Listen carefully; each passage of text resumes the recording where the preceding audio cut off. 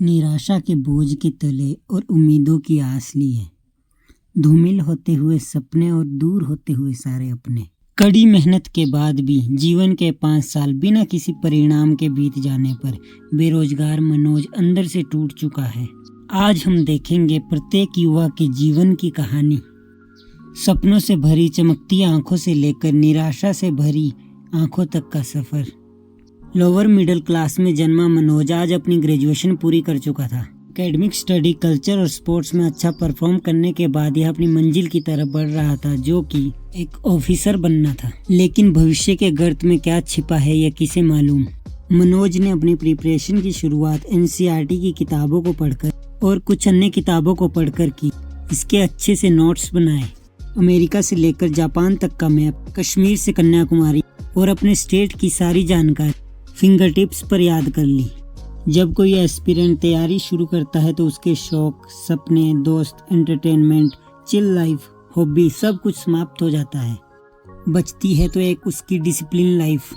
Manoj motivated और fresh mind था, जिससे वो प्रत्येक टास्क पूरे मन लगाकर करता। सोशल मीडिया को दरकिनार करके, अपने लक्ष्य में काम आने वाले ऐप्स को डाउनलोड करके और एजुकेशनल चैनल्स को सब्सक्राइब करके मनोज की प्रिपरेशन बहुत ही अच्छी चल रही थी।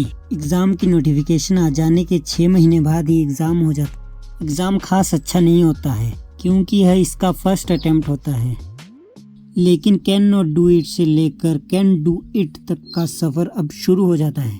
परंतु शुरू में ही एक डार्क पीरियड आ जाता है, कोरोना महामारी। कोरोना के चलते सारा सिस्टम बिगड़ जाता है, ना कोई नोटिफिकेशन, ना कोई पेपर, सब कुछ थम सा जाता है। सरकार की रणनीति से 2 साल कोरोना की भेंट चढ़ गए। मनोज का सफर कुछ धुंधला सा होने लगा। वहीं दूसरी ओर घर की स्थिति भी बिगड़ने लगी, जिससे कि पढ़ाई से फोकस हटकर मजबूरन मजदूरी में चला गया। क्योंकि उम्र भी बढ़ रही थी, इसलिए पैसा कमाना भी ज़रूरी था। कोई और रास्ता इसे पसंद न आया। 2-2.5 साल बीत गए, या फिर से अपने आप को मैनेज करने लगा।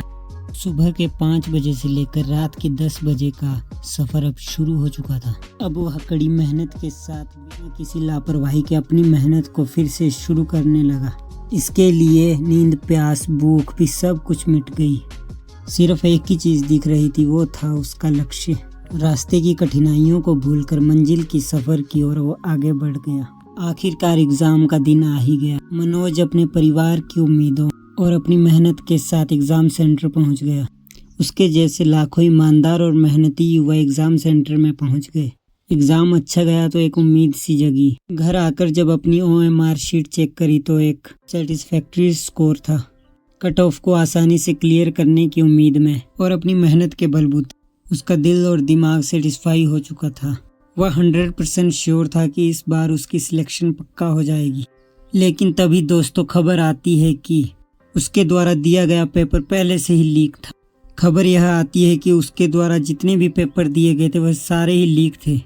क्या पुलिस, क्या क्लर्क, क्या JOA और प्रत्येक स्टेट में, क्या हिमाचल, क्या UP, क्या बिहार, क्या राजस्थान और क्या पंजाब। लाखों की सैलरी पाने वाले कर्मचारी अपनी घिनौनी भूख के चलते लाखों स्टूडेंट के भविष्य के साथ खेल गए। सरकार पर प्रेशर हुआ तो सरकार ने आयोग ही बंद कर दिया। अब दोस्तों, इसमें मेहनत करने वाले मनोज की क्या गलती थी? क्या गलती इसके बूढ़े माँ बाप की थी, जो उम्मीद में जी रहे थे? जीवन के कीमती 4 साल खराब हो चुके थे।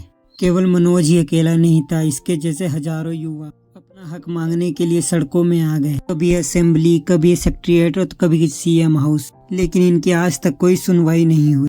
अपने जीवन के 5 कीमती साल गुजार देने के बाद निराशा से भरी आंखों को लेकर मनोज आज भी बेरोजगार है। घर का बड़ा बेटा आज घर का बड़ा बोझ बन चुका है। जिम्मेवारी तो कहाँ संभालनी, ये मेंटल स्ट्रेस ही संभाल नहीं पा रहा। समाज में मनोज जैसे युवा की इज्जत भी जीरो है। जिनके अपने बच्चे नशे में धुत हुए रहते हैं, वो भी सलाह देते हैं कि कुछ और करो।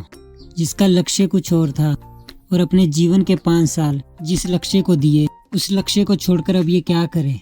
यही नहीं, लाखों युवा है जिन्हें उनका हक नहीं मिल रहा। नेता कहते हैं कि पकोड़े बेचो, उससे रोजगार मिलेगा। जो पढ़ाई की वो पकोड़े बनाने की रेसिपी सीखने के लिए की। आज हम बात करते हैं दबे कुचे वर्गों की, शोषित महिलाओं की, लेकिन हम बात नहीं करते शोषित युवाओं की। अपनी मेंटल और फिजिकल हेल्थ को खो चुका डिप्रेस्ड युवा, अगर सुसाइड ना करे तो क्या करे। दोस्तों, देश के युवाओं का सम्मान करें, यह बहुत ही विपरीत परिस्थितियों में फंसे हुए हैं। धन्यवाद।